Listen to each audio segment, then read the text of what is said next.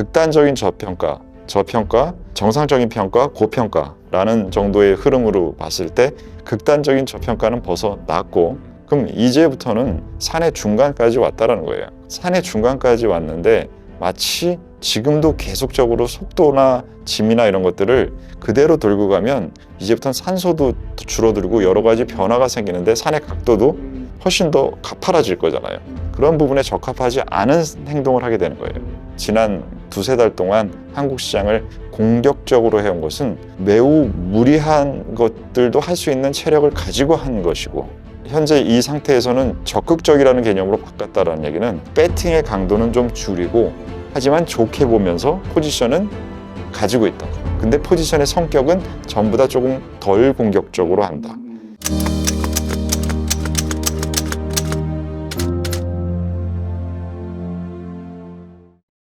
오투의 난중일기 6월 10일 화요일, 코스피 PBR 0.97로 10년 평균인 1.01에 근접했다. 종목별 저평가 해소는 아직 진행되겠지만 시장 전체의 저평가 항목은 사라진 상태가 되었다. 국내 시장을 바라보는 태도를 공격적에서 적극적으로 전환한다. 시장이 강하면 무난한 종목들의 필요성은 증가한다. 현재 시장은 그러한 흐름을 보이고 있다. 삼성전자도 개별적 약세를 시장 강세가 커브하는 흐름이 나타나고 있다. IT는 하이니스를 통해 포지션하기에 그러한 움직임을 네이버를 통해 대응한다. 오투의 난중일기 6월 11일 수요일, 하나증권 이기훈 애널리스트님께서 CJ E&M에 대한 목표 주가를 상향했다. 기존의 논리가 유지되고 모멘텀이 증가한다는 내용이다. 감사한 마음으로 그 의견을 수용한다. 콘텐트리 중앙도 동일한 아이디어를 적용하고 있기에 함께 조절한다. 또 다른 측면을 보자. 전후에는 복잡계를 익히고 발전시키고 있다. 복잡계에는 단순계가 포함된다. 그렇기에 필요할 때는 무척이나 단순하기도 해야 한다. 현재 PBR 0.2배에서 0.3배의 극단적인 낮은 밸류에이션을 갖고 있는 종목들이 아직도 존재한다. 그 부분을 포트폴리오에 편입한다. 중립적이란 행동은 현재의 상황을 지켜보며 관찰하는 것도 적정하지만 양극단을 함께 다루어서 중립적인 포지션을 만드는 것도 또 하나의 방법이다. 안녕하십니까, 오종태의 투자병법입니다. 오늘 국장에 대해서 지난 영상에서도 다뤘고 이번 영상에서도 국내 시장에 대한 부분의 내용을 다룰 텐데, 오투가 여러분들 아무도 안 듣는 얘기를 먼저 단어를 쓰는 경우가 많이 있죠. 오래 보신 분들은 많이 그 부분들에 익숙하실 텐데요. 오늘도 제가 최근에 쓰지 않는 말을 문구를 한번 써보겠습니다. 이제 국장에 대해서 처음으로 포모 현상이 발생할 수 있는 확률이 생기고 있습니다. 지금 아무도 국장에 대해서는 이 포모라는 개념과 연결하지 않았는데요. 제가 보기에는 그 가능성이 있는 것 같습니다. 주제를 다루어 보도록 하겠습니다. 대표! 한결 사랑합니다! 사랑합니다.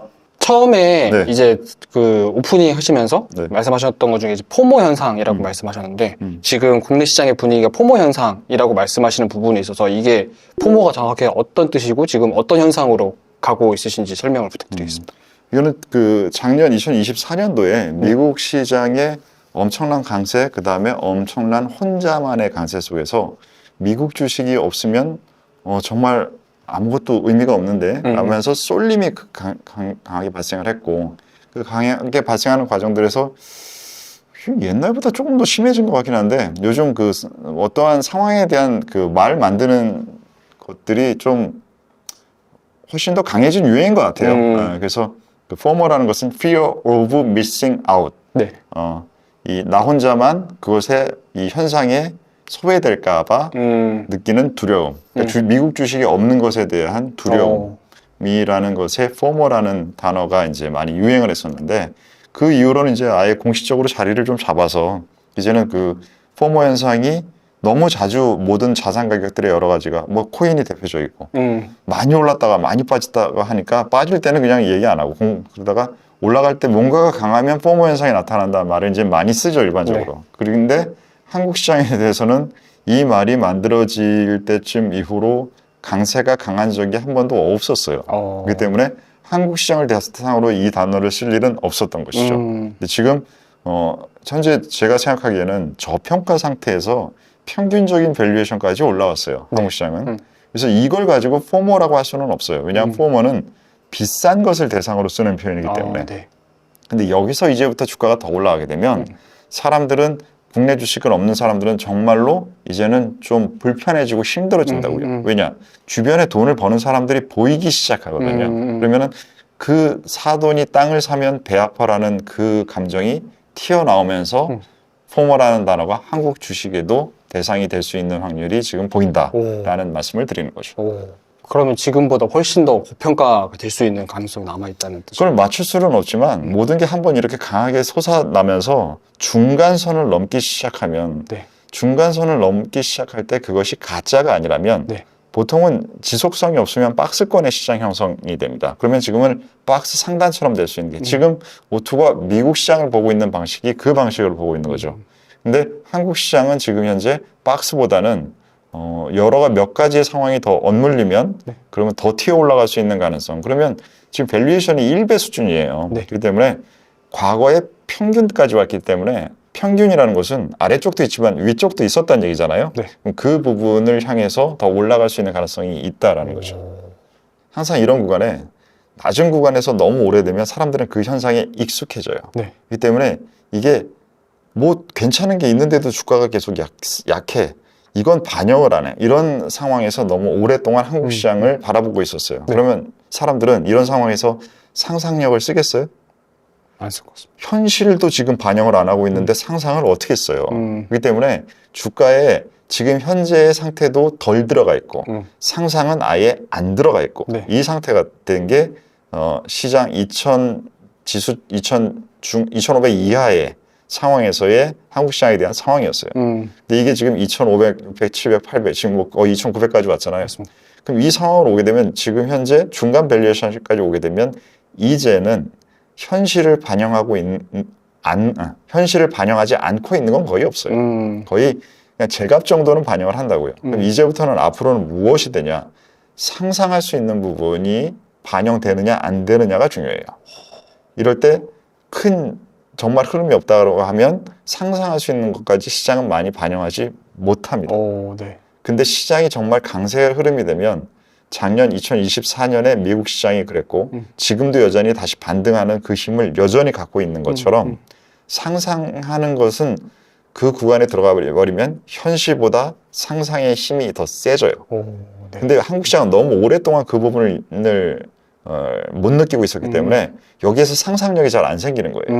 근데 미국 시장은 계속 강했기 때문에 조정을 받아도 네. 아직도 상상력이 남아있기 때문에 밸류에이션을 다시 끌어올린다고요. 그 부분이 두 시장의 차이라고 볼 수 있겠죠. 그러면 사실 AI나 반도체 그리고 최근에 정책 대통령 당선됨으로 인해서 되게 시장 분위기도 좋아지고 있고 네.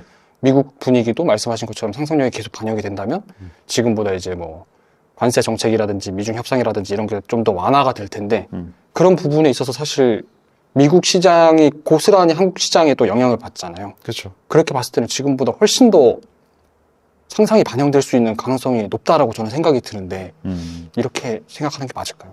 그러니까 오토가 한국 비중을 많이 갖고 가는 거죠. 지금 우리가 국내 전체가 아니라 국내의 비중에 대한 국내 포지션을 보면 거의 150% 갖고 있단 말이에요. 네. 1.5배. 그 이유가 지금 그런 이유 때문에. 알겠습니다. 그럼 다음 질문 드리겠습니다. 네. 그럼 오피셜 클럽에서 말씀하신 것 중에 국내 시장을 바라보는 태도를 공격적에서 적극적으로 전환한다. 사실 저는 이 문장이 좀 상당히 인상적으로 다가왔는데요. 네. 투자에서 공격과 적극의 차이는 무엇이며 이렇게 전환하시게 된 이유가 무엇일까요? 그러니까 이제 우리가 어떤 그 전체의 흐름, 예를 들면 등산을 하신다고 생각해 보세요. 네. 등산을 할 때 밑에 하부가 있고, 그다음에 중간층이 있고, 이제 높은 곳이 있겠죠. 그럼 이 높이에 따라서 사람들이 해야 되는 행동이 달라요. 네. 뭐 처음에는 쉽죠. 그렇잖아요. 그러다가 그러니까 예를 들면 에베레스트를 점령하는 팀을 꾸렸다고 생각해 보세요. 그러면 그게 초반까지 갈 때는 중반하고 후반까지 할 많은 짐들을 가지고 가기 때문에 짐을 굉장히 많이 들고 가겠죠. 그러다가 점점 그 짐은 사용되면서 줄어들겠지만 인원은 줄지 않겠죠. 그랬다가 베이스 캠프를 간 다음에는 베이스 캠프에서 사람들이 머물면서 꼭대기까지 가는 사람은 그 중에 일부의 사람들만 가잖아요. 네. 그런 식으로 상황과 전략이 달라진다고요. 그것처럼 시장에도 이것을 시장의 상승 초기, 중기, 그다음에 말기 이런 부분들을 세네 구간으로 나누어서 대응 방식을 바꾸는 게 좋습니다. 근데 지금 제가 보기에는 네 개의 기준으로 나눴을 때 네. 극단적인 저평가, 정상적인 평가, 고평가라는 정도의 흐름으로 봤을 때 극단적인 저평가는 벗어났고 그게 극단적인 저평가는 PBR 0.9배 이하예요. 네. 그 상황에서의 그 부분은 벗어났고 이제 어느 정도 적당한 평가는 이제 받기 시작했기 때문에 10년 평균까지 왔어요. 네. 그럼 이제부터는 산의 중간까지 왔다라는 거예요. 그럼 산의 중간까지 왔는데 마치 지금도 계속적으로 속도나 짐이나 이런 것들을 그대로 들고 가면 이제부터는 산소도 줄어들고 여러 가지 변화가 생기는데 산의 각도도 훨씬 더 가파라질 거잖아요. 그런 부분에 적합하지 않은 행동을 하게 되는 거예요. 그래서 지금 무토가 여태까지 지금 지난 두세 달 동안 한국 시장을 공격적으로 해온 것은 매우 무리한 것들도 할 수 있는 체력을 가지고 한 것이고 네. 많은 비중으로 시장이 아직 생각하고 있지 않은 아이디어도 미리 들어가고 시장이 반영하고 있는 아이디어는 더 불타기를 해버리고 이런 매매들을 많이 했잖아요. 네. 그럼 매우 공격적인 거예요. 둘 다 하는 것은. 근데 지금은 현재 이 상태에서는 적극적이라는 개념으로 바꿨다라는 얘기는 공격적이라는 것은 내 생각 위주로 하는 거예요. 이게 틀릴 수도 있지만 지금은 배팅을 하는 거죠, 한마디로. 근데 적극적이라는 것 정도는 배팅의 강도는 좀 줄이고 네. 하지만 좋게 보면서 포지션은 가지고 있다. 근데 포지션의 성격은 전부 다 조금 덜 공격적으로 한다. 예를 들면 지금 우리가 최근에 네이버의 비중을 좀 늘렸는데 네. 네이버를 사는 게 공격적이라고 생각되세요? 아니요. 아니잖아요. 네. 네이버는 그냥 안정적인 회사의 밸류에이션이 괜찮은 회사이고 늘 데이터 경제가 계속적으로 진행되는 부분들에 대한 포지셔닝 하는 건데 네. 이런 부분을 늘리는 것은 전체 비중을 늘리지 않고 네이버의 비중을 늘렸다. 이거는 포트의 성격을 조금 더 전보다는 덜 공격적으로 만든 거죠. 이런 식의 행동을 하는 거죠. 그럼 약간 비중을 줄인다는 느낌이라기보다는 약간 체력을 더 성격을 좀 바꾼다. 성격을 네. 공격적에서 적극적은 네. 비중에 대한 것은 거의 변동이 없고 그 안에 들어있는 색깔들을 조금 더 너무 강렬하고 반짝반짝한 걸 좀 줄이고 네. 그리고 좀 안정적인 것에 대한 비중을 갖고 있거나 아니면 아예 공격적인 것과 아예 저평가되어 있는 것들을 같이 갖고 있거나 이런 식으로 해서 중간에 다 더했을 때의 색깔이 너무 지나치게 공격적이지 않게 만든다. 네. 이렇게 할 수 있겠죠. 약간 그림을 그리는 것 같습니다. 네. 뭐 그림 그리는 거죠. 네. 그러면, 생각의 그림을 그리는 거죠. 그러면 오투님께서 지금 현재 오투폴리오로 봤을 때 네. 과거의 그 명화 작가들 알고 계시는 분들 중에 혹시 지금의 그림의 스타일이라고 지금? 한다면 어떤 작가 뭐 방구라든지 뭐 고갱이라든지 여러 명이 있을 텐데 어떤 그림으로 묘사할 수 있을까요? 지금은 그 흐름을 격하게 전에 타는 격하다는 부분은 좀 줄었어요. 그러니까 격한 그림의 스타일의 화가는 아닐 것 같아요. 그러니까 예를 들면 지금 말씀하셨던 반고우 선생님은 아닐 것 같아요. 네네네. 그 부분은 2달 전에 그림 모양이었던 것 같아요. 지금은 그 부분보다는 조금 더 안정되기 때문에 뭐 세잔이나 뭐 이런 수채화 같은 그런 느낌이거나 네. 한국화로 따지면은 그 김홍도 선생님보다는 약간 신윤복 선생님 뭔가 약간 그 좀 너무 자유롭잖아요. 네, 김홍도 맞습니다. 선생님 그림은 그게 좀 더 격한 강한 그런 느낌이 있는데 네. 그거보다는 약간 좀 정형화된 산수화에 조금 더 가까운 정선 선생님 정선. 그림 김홍도 선생님 그림에서 약간은 정선 선생님 그림처럼 돼 있는 그런 네. 변화를 시킨 것 같은데요. 이해했습니다. 네. 다음 질문 드리겠습니다. 네. 오피셜 클럽에서 전후에는 복잡계를 익히 발전시키고 있다. 복잡계는 단순계가 포함된다. 네. 그렇기 때문에 필요할 때는 무척이나 단순하게도 해야 한다. 이 문장 자체가 제가 들었을 때는 이제 어제 그저께 말씀해 주셨던 물 들어올 때 놓쳐야 한다. 네. 라는 얘기처럼 들리는데 네. 그 뜻인 건지 아니면 다른 의미가 있으신 건지 궁금합니다. 그러니까 뭔가 될 때는 막혔던 곳이 뚫리면서 이제 물이 제대로 들어오기 시작할 때는 자, 뚝이 터졌다고 생각해 보세요. 네. 막혀있던 뚝이. 그러면 물의 수량이 급격하게 늘어나는 거죠. 네. 그럼 그 주변에 있는 것 중에 무거운 거는 가벼운 게 앞에 있었다면 그게 무거운 건 안 떠내려가고 가벼운 거는 떠내려가고 이럽니까? 아니면 다 떠내려가십니까? 그러니까 처음에는 물이 강하면 다 떠내려가신다고요. 그러면 이게 지금 밸류에이션이 높은 것과 밸류에이션이 낮은 것 이러한 부분들이 다 같이 움직여 버리죠. 그래서 그 다 같이 움직이는 부분에 대해서 단순하게라는 것은 제가 산수라고 표현했는데 네. 그냥 PBR 계산하는 거죠. PBR 0.2에서 0.3배면 지금 이러한 상법 개정에 대한 정책이 아직 뉴스화되지도 않았고 뭐 의지가 있다고 하지 아직 진행된 거 없잖아요. 네. 이번 정부가 바뀌고 나서 매우 빠르게 진행되고 있는 법적 절차와 인사 내용들을 보게 되면 지금 실행력이라는 게 매우 강하기 때문에 이 물살이 계속적으로 진행될 수 있는 확률이 있는 것이 상법 개정 관련된 부분이 자본시장에는 영향이 가장 클 거라고요. 네. 그 부분이 되기 전에 이미 일단 관련 주들을 올렸는데 네. 아직 관련 주들을 올려도 0.23배를 0.45배로 올려놓은 거예요. 네. 그러면 이 상태에서 그게 실질적으로 진행이 된다라고 하면 그러면 이게 그 레벨보다는 0.67 정도가 더 어울리는 수준이 될 거라고 사람들은 느낄 수 있는 확률이 꽤 있어요. 네. 그럼 그 주식은 그냥 산수 계산해서 아직도 0.3이야? 이러면 뭐 그냥 어느 정도를 갖고 있는 것이 여러 가지 떠내려가는 것들을 우리가 지금 K 엔터 맞습니다. 정말 밸류에이션 높고 이런 주식들도 갖고 있잖아요. 네. 하지만 그 반대쪽으로는 그냥 PBR 0.3배 이런 것들도 그냥 같이 갖고 있는 양쪽을 같이 갖고 있는 거예요. 왜냐하면 다 쓸려 내려갈 수 있어요. 다 올라갈 수가 있으니까. 이게 바로 포모 현상이 발생할 수 있는 상황이 그런 모습이 되겠죠.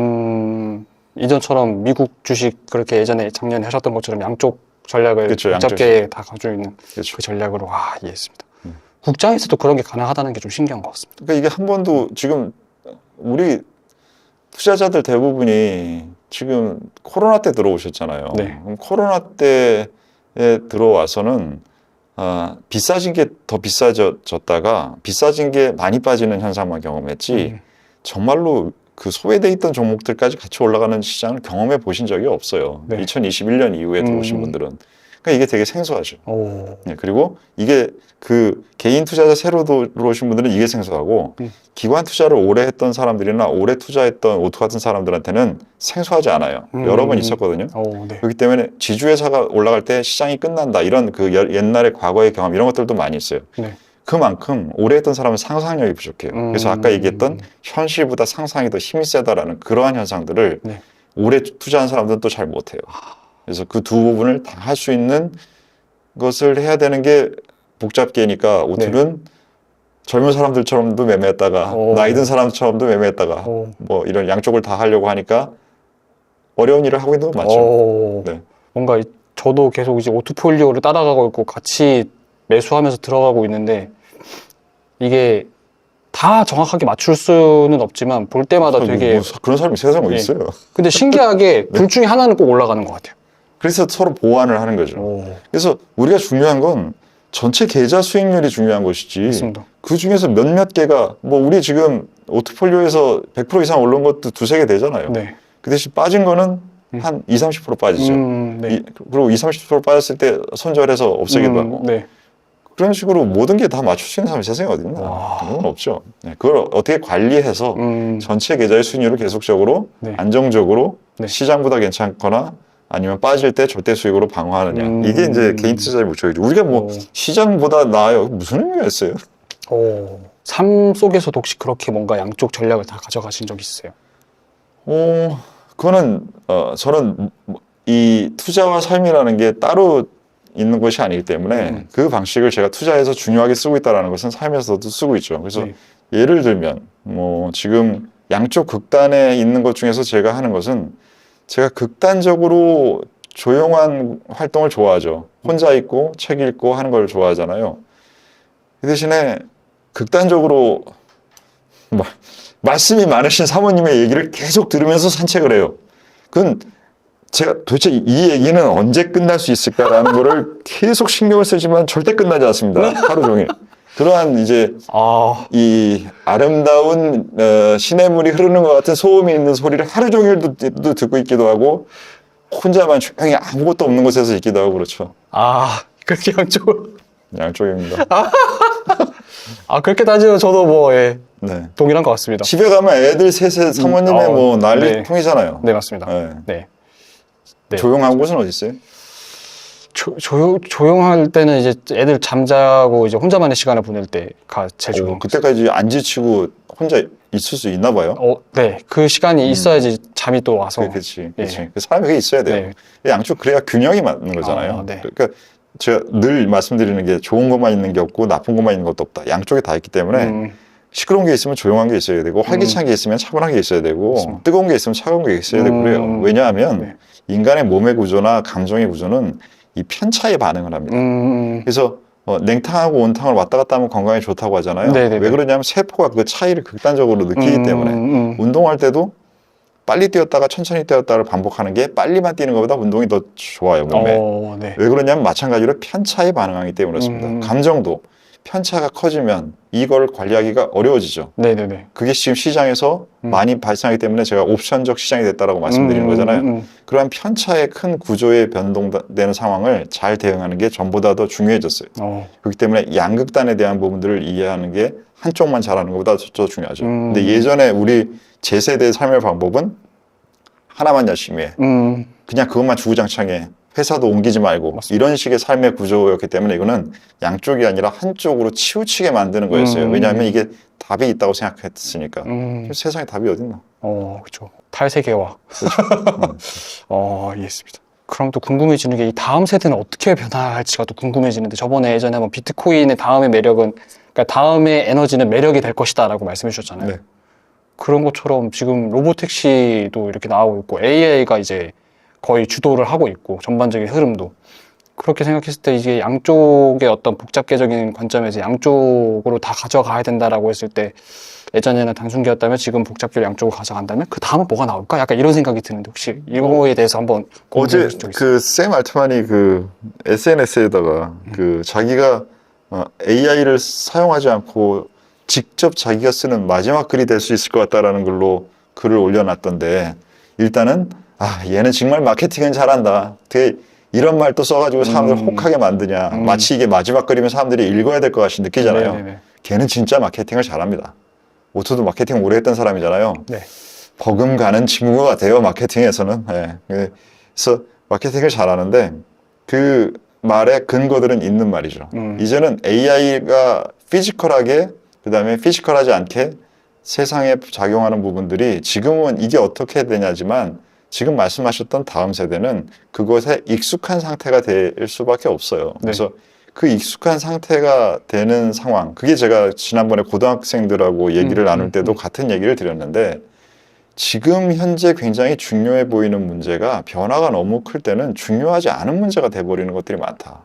그게 돈을 버는 것과 직장을 얻는 것과 일을 하는 것 이런 것들은 굉장히 많이 변화하고 중요성도 제가 생각하기에는 떨어질 것이다. 왜냐하면 기계들이 할 것이기 때문에 AI가 할 것이기 때문에 그러면 사람들은 뭔가 존재하기 때문에 자기의 존재감을 만들어야 행복해지잖아요. 그래서 그 자기의 존재감을 확보하기 위해서 기계한테 가서 나 잘하지 칭찬해줘 할 수 있어요?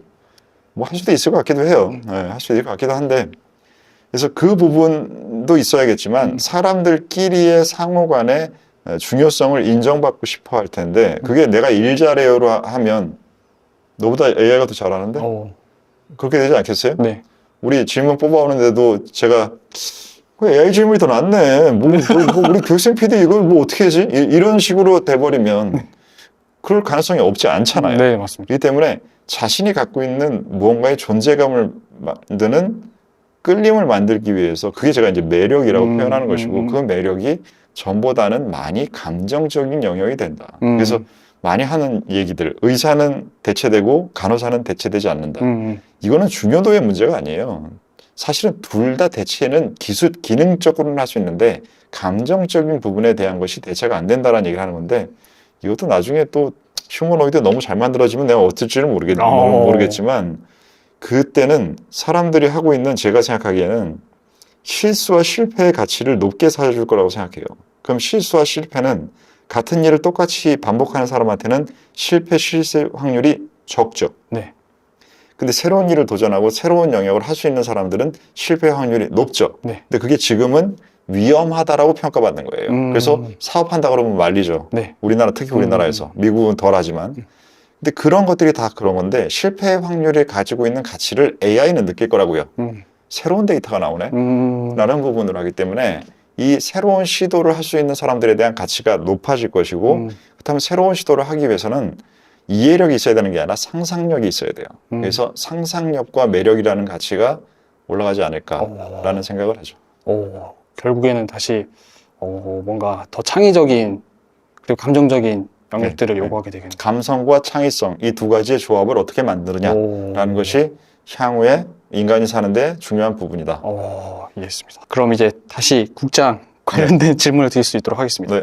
IT 섹터 대응을 SK 하이닉스와 네이버로 비중을 확대하겠다고 하셨는데 네. 이렇게 두 가지로 나누신 이유가 무엇이며 각 종목이 포트폴리오 내에서 이제 어떤 역할을 수행하는지가 궁금합니다. 지금은 한국 시장에 대한 평가가 개선이 되면서 국내 자금도 국내 자금이지만 제가 생각하기에는 국내에 지금 아직 국장에 대한 신뢰도가 많이 없어요. 그래서 흥분 단계까지 안 간 상태라고 생각되고 그 상태에서 외국인들이 사는 부분들의 힘이 돈의 힘이 센데 그 외국인 돈의 힘이 센 부분들이 들어올 때는 작은 종목을 잘 몰라요. 그렇기 때문에 큰 종목에서 일단 사고 그래서 비중을 일단 확보를 하는데 근데 삼성전자가 지금 현재 구조적인 약점이 있다는 건 다 알고 있어요. 그렇기 때문에 그 부분에 IT에 살 때 하이닉스를 제가 보기에는 예전보다 삼성전자와 하이닉스 두 종목을 사는 비중에서 하이닉스에 배분하는 비중이 올라갈 것 같아요. 그래서 하이닉스에 대한 비중을 더 올린 것이고 그리고 삼성전자를 사다가 하려고 했던 사람들 중에서는 그냥 뭐 그 대형주 중에서 저게 그렇게 구조적인 약점이 있다라고 다 알고 있으면 그냥 구조적인 좋은 건 없지만 그냥 약점도 없는 게 낫지 않아? 그냥 평균적인 게 낫지 않아? 라는 생각을 하는 사람은 지금 현재 네이버의 상황은 그렇게 나쁘지도 좋지도 않아요. 네. 그럼 그 부분은 사면 적당하겠네 라는 부분에 포지션이 될 수 있는 확률이 있다고 생각해서 네이버를 활용하고 있죠. 이해했습니다. 그래서 결론적으로 네. 카카오가 이제 또 최근에 강세로 지금 계속 가고 있는데 네. 이전에 이제 말씀해 주셨을 때는 카카오는 저평가의 매력이 있다. 그리고 AI 협업에 대한 모멘텀과 네. 미중 수혜 가능성이 높다라고 고평가를 해주셨습니다. 그런 지점에서 지금 현재 카카오의 급등 배경이 여전히 AI 산업의 호재로 보고 계신지, 현 시점에서 카카오의 투자 매력 포인트는 현 시점에서 어떻게 업데이트하고 계신지 궁금합니다. 카카오 같은 경우에는 우리가 처음 편입했을 때는 이제 뭐 거의 그 주가가 바닥이었을 때 편입을 처음 했는데 그 당시에는 일단은 그러니까 소외돼 있다라는 대상이라는 것이 그러니까 모든 건 다 안 좋은 것만 얘기하고 그 안 좋은 부분이 다 가격에 반영돼 있음에도 불구하고 안 좋게 평가하고 그런 상태에 있었던 상황이었고 지금은 그 부분이 많이 해소됐잖아요. 네. 이게 일단은 그 정치적인 부분에 영향을 좀 많이 받는 종목인데 그 부분에 대한 이 선거를 통해서 변화도 있었고 네. 두 번째는 지금 진행하고 있던 것들이 오픈 AI와 관련된 진행들이 계속 하고 있었던 상황이잖아요. 이것은 미국과 연결된 가장 핵심적인 비즈니스라는 AY 더하기 미국과 카카오는 연결돼 있는 상황이죠. 네. 근데 그게 한쪽이었는데 지금 정권이 바뀌고 최근에 되면서 카카오가 관련된 자회사들이나 여러 가지의 활동이 중국 관련된 활동이 많아요. 그럼 이 중국 관련된 활동이 나타나게 되면 미국과 중국이라는 상황에서의 꽃놀이패 같은 상황이 진행될 수 있는 가능성이 생기는 것이고 네. 게다가 결제 관련된 비즈니스를 많이 하기 때문에 지금 현재 스테이블 코인이나 여러 가지 통화 관련된 새로운 형식의 방향성이 만들어질 때 그 영향을 얘네들이 생기는 거 아니야? 라는 부분들을 넣기에 적당한 수단이 됩니다. 그러면 미중 양쪽에서 러브콜을 받으면서 새로운 일도 할 수 있는 가능성이 생겨라고 하면 이게 바로 오토가 얘기했던 상상의 나래를 펼 수 있는 가능성이 생기는 것이죠. 그렇기 때문에 시장은 이 부분을 많이 흥분할 수 있는 대상으로 가져갈 수도 있는데 지금 최근에 주가는 좀 많이 올라서 부담스러워 보이실 거예요. 그런데 이러한 생각을 해보시고 이게 해볼 만한 생각이라고 하면 차트를 일봉을 보지 말고 주봉이나 월봉을 한번 봐보세요. 그러면 지금 갖고 있는 최근의 상승에 대한 부담감이 굉장히 달라질 거예요.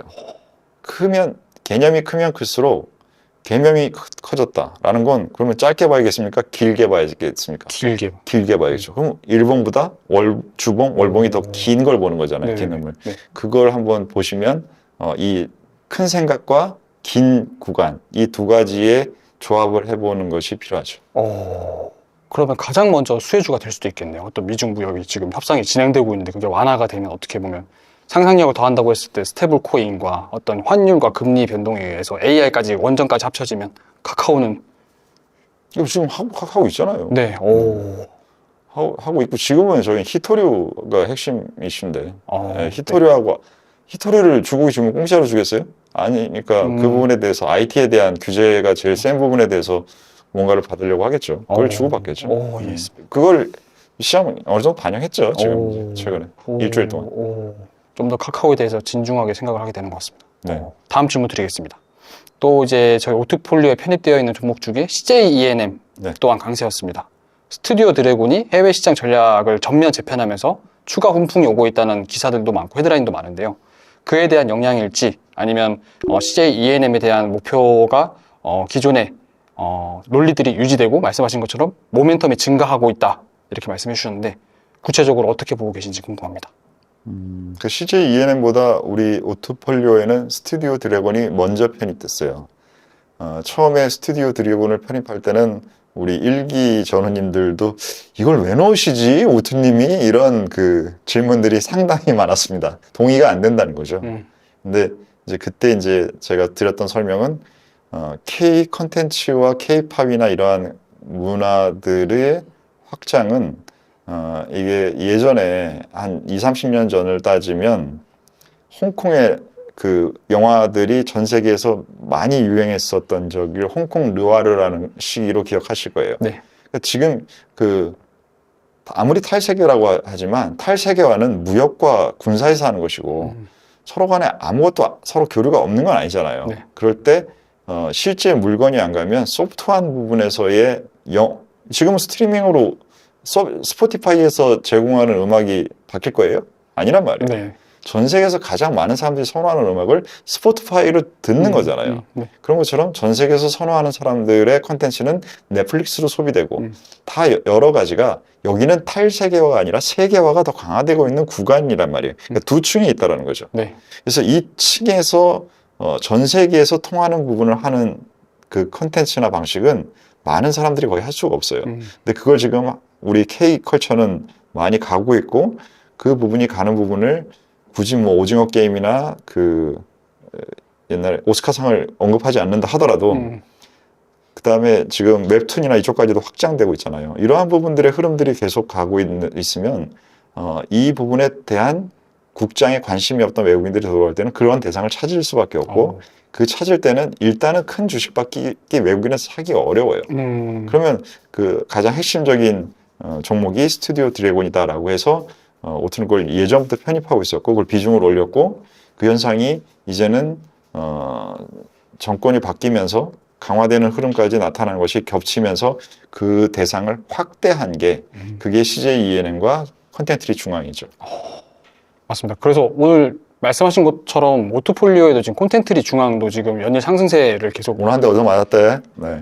이어가고 있는데 네. 자회사 관련된 그 이슈가 있어서 뭐 하루 정도는 영향을 받을 만한 이슈 같아요. 그 뭐 상장을 원래 하려고 계획했다가 지금 그 상장 조건에 대한 부분에 좀 잘 이익 때문에 안 되니까 그걸 매각을 하겠다라는 얘기인데 그게 이제 딜 조건에 들어가 있어서 어쩔 수 없는 상황에서 발생하는 건데 이제 앞으로 계속 그 비즈니스를 이제 자리 잡고 극장 띄워내고 이제 제대로 콘텐츠만 집중해서 하려고 하니까 뭐 다른 여러 가지를 만들어 가려고 하겠죠. 근데 그 이슈 하나는 객관적으로 봐도 사람들 투자자한테는 좋은 뉴스라고 볼 수는 없기 때문에 이 부분이 얻어맞고 예를 들면 누구한테 팔았다가 뭐 이런 또 다시 살 수도 있고 모르잖아요. 이거는 네, 그런 부분들의 진행이 어떻게 될지 그런 것들은 향후에 또 아까 얘기했던 팩트와 상상력이라는 두 가지를 잘 조합해야겠죠. 근데 지금 현재는 안 좋은 뉴스가 하루 나오고 맞죠. 그럴 때 좀 많이 힘든 것 같습니다. 많이 힘들죠. 떨어지면 그렇죠. 팔고 싶은데 팔지도 못하고 또 오트님께서는 이걸 장기적으로 보고 올라갈 거라고 말씀을 하시니까 그렇기 때문에 포트폴리오는 서로 간에 여러 개가 서로 보완되게 짜야 돼요. 그러니까 갖고 있는 종목들 중에서 맨날 좋은 뉴스만 나오는 게 아니라 이렇게 얻어맞는 애들이 종종 있잖아요. 맞습니다. 그럼 그 종종 얻어맞을 때 다른 애가 그것을 보완할 수 있는 상황. 이 부분이 해야 전체 계좌가 올라갈 수 있는 거죠. 네. 그 부분의 보완 관계를 잘 생각하면서 포트폴리오를 짜야죠. 그런 지점에서 그러면 궁금한 게 네. 지금 저희가 포트폴리오를 보고도 있고 전후의 분들이 다 같이 유튜브를 보시면서 전반적으로 이제 투자 전략 아이디어를 얻어가시고 인사이트도 얻어가시고 있는데 만약에 지금처럼 악재가 나왔을 경우에 만약에 본인의 기준과 관점에서 이걸 매도를 해야 될 것 같은데 라고 판단이 들 때는 그 매도 기준을 어떻게 잡는 게 좋은가요? 일단은 지금은 우리가 콘텐츠리 중앙을 얘기했지만 이유가 뭔지 아는 악재가 나온 거잖아요. 네. 그럼 이 악재가 나온 부분에 대한 지금 판단이 가능합니다. 근데 주가가 빠지는데 뭐 뉴스도 없고 하는데 빠진다라고 하면 그것은 향후에 나올 안 좋은 뉴스를 누군가 알고 미리 반영하고 있는 상황이거나 정말로 구조적인 악재가 나타나는 부분에 대한 평가를 그 주식을 많이 갖고 있는 사람들이 해서 매도를 하거나 이러한 상황들이 발생을 하는 거기 때문에 네. 모르는 상태에서 빠질 때를 제일 조심해야 돼요. 확인이 안 되면서 빠질 때. 네.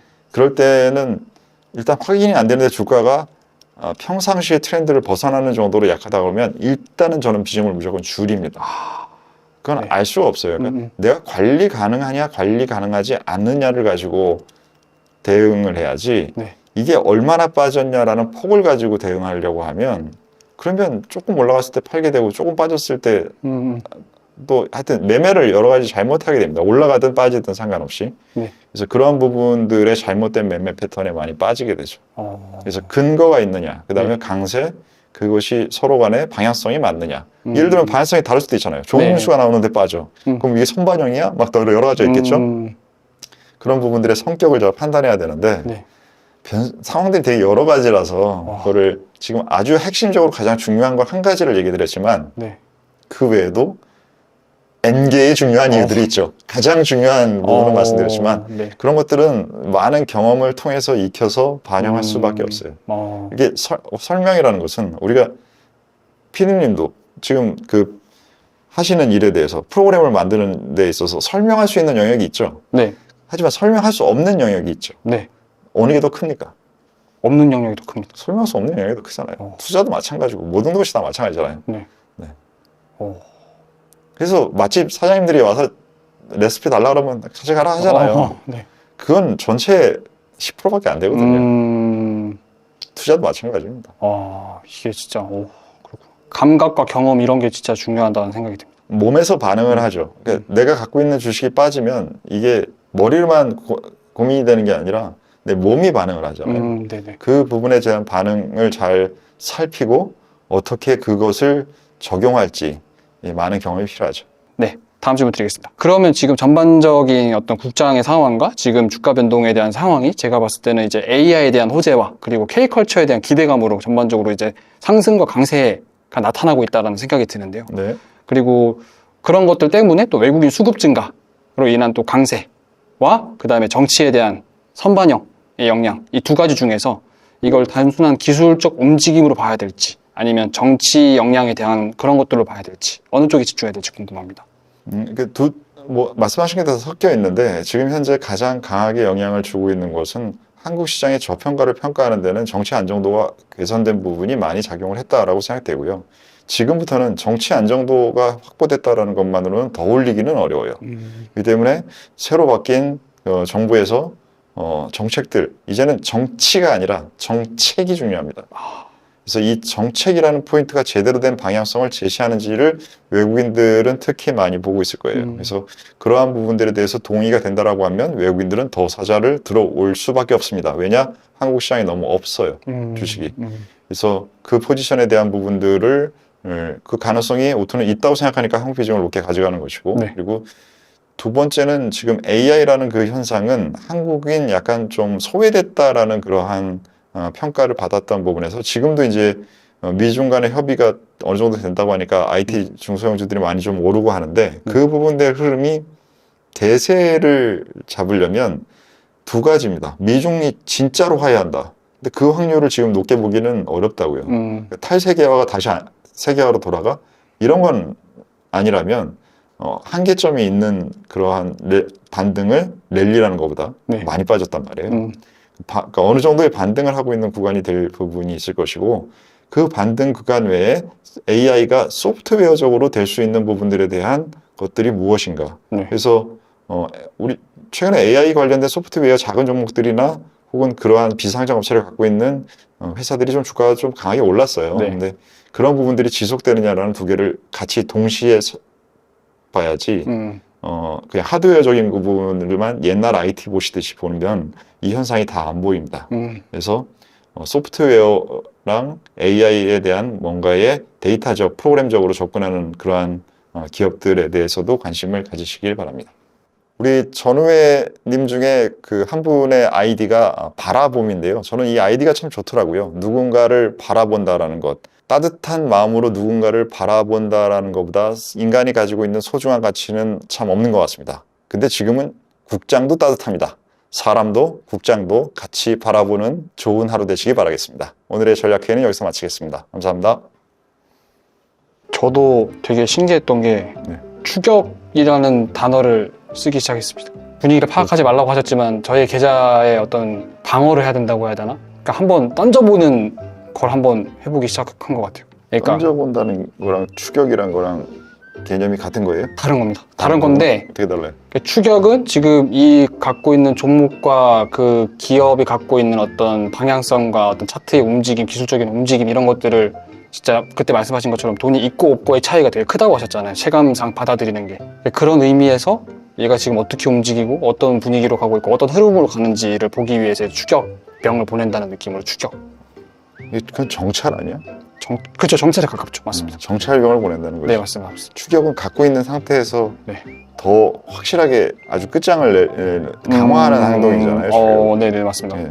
좀 전에 얘기한 건 정찰. 정찰에 가까운 맞죠. 정찰, 추격, 그다음 마지막에 또 하나 단어 보세요. 던진다. 던진다? 던져본다. 던져본다. 네. 그거는 간 보는 거죠. 정찰하고 간 보는 거의 차이는 분석이 되고 안 되고의 차이인 것 같습니다. 간은 그냥 그 내가 한 게 아니야. 보통 보통 남이 한 거 내가 스스로 간을 보긴 하는데 그러니까 간 보는 거는 약간 확신이 좀 없을 정찰병보다는 확신이 좀 없을 때 쓰는 용어로 저는 쓰는데 사람마다 다르게 써서 모르겠다. 오투님께서는 그렇게 뭔가 단어를 명확하게 하는 이유가 있으세요. 그러니까 매번 이제 단어에 엄청 그런 의미와 가치를 엄청 깊게 생각하시고 신중하게 말씀을 하시잖아요. 그러려고 하죠. 네. 그러는 이유가 딱히 이렇게 이유가 있으세요. 인간이 세상에서 동물하고 식물하고 다 합쳐서 차이가 나는 것 중에 실제로 만들었다고 생각되는 게 이제 언어일 텐데, 그래서 언어에 생각한다라는 특성이 많이 담겨 있잖아요. 그러니까 내 언어에는 내 생각이 담긴 거야. 내 기준이랑 내 가치관이 담겨 있고. 근데 그게 자기가 아니라 그냥 배운 용어를 그대로 쓰면서 사회적인 가치를 가지고 쓰지, 자기가 그거를 재해석해보거나 자기 개념을 만들거나 한 사람들이 거의 없어요. 맞습니다. 그걸 만들면 생각도 행동도 명확해지지. 그러면 스스로를 이제 좀 더 삶 가운데서 이제 명확하게 하기 위해서 이제 단어의 의미를 아니 내가 생각하는 동물이 인간이라고 정의하니까 그 동물적인 거야 본능적으로 하는 거고 뭐 먹고 마시고 뭐 하는 건 다 본능적으로 되잖아요. 잠자고. 네네네. 생각하는 건 내가 주도적으로 해야 되니까. 통제할 수 있으니까 또. 통제가 되는지 안 되는지 되는 부분도 있고 안 되는 부분도 있는데 그러니까 내 본질에 더 충실하기 위해서 생각하는 동물이면 생각을 어떻게 잘 충실하게 해서 생각을 표현하고 살아갈까라는 부분에 도움이 되니까. 매일매일 사랑한다고 말씀해 주시니까 기분이 좋아지는 것 같습니다. 실제로 우리 PD님이 우리 그 업무할 때도 사랑합니다라고 이렇게 멘트를 잘 해주시는데 네. 하루에 그래서 사랑한다라는 표현을 말로도 하고 글로도 하고 덕분에 많이 하고 있는데 이게 사실 이게 되게 좀 불편해하는 사람도 많은데 네. 어떻게 그렇게 그 표현을 편하게 잘 써요?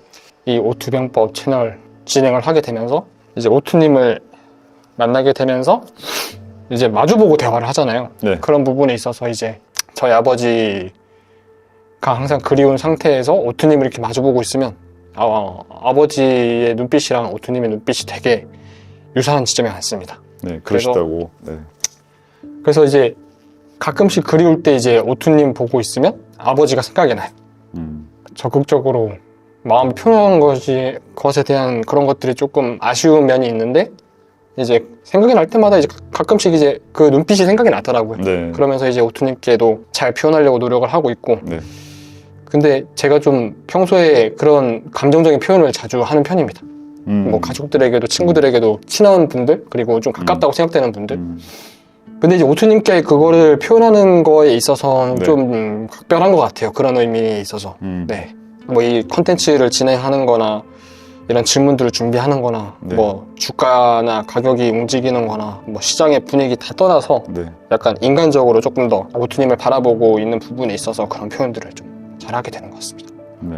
뭐 그렇게 느끼고 생각해 주셔서 감사합니다. 이렇게 시작하면 안 되는데. 사랑하는 마음이 우리 저름에도 잘 전달될 거예요. 네. 네. 왜냐면 진심은 전달이 되는데 맞습니다. 이게 PD님이 진심으로 일을 하고 또 개인적으로도 그런 느낌을 가지고 계시고 상태면은 더 일에 충실해서 하시고 계시고 네, 저도 알고 있고 그리고 뭐 저는 진짜가 아닌 거에 관심이 없는 사람이고 그래서 그렇게 되면 우리 둘이 시너지가 나고 감독님도 그런 사람이고 맞습니다. 그래서 시너지가 나는 부분들을 이게 사람들이 못 느낄 수가 없어요. 그리고 그런 걸 못 느끼는 사람한테는 이렇게 소중한 것에 대한 것은 가면 안 돼요. 정말로 맞습니다. 괜찮은 사람들한테만 소중한 게 가서 그 사람들의 힘이 에너지가 커져야 되는데 네. 그런 부분들을 느낄 수 있게 사랑합니다라고 항상 해주셔서 감사합니다. 아, 저도 너무 감사합니다. 네, 감사합니다. 일합시다. 안 돼. 안 돼. 너무 감정으로 하면 안 돼. 촬영의 분위기가 주가 변동과 비슷한 것 같습니다. 네네. 뭐야, 뭐 10%씩 왔다 갔다 그래요?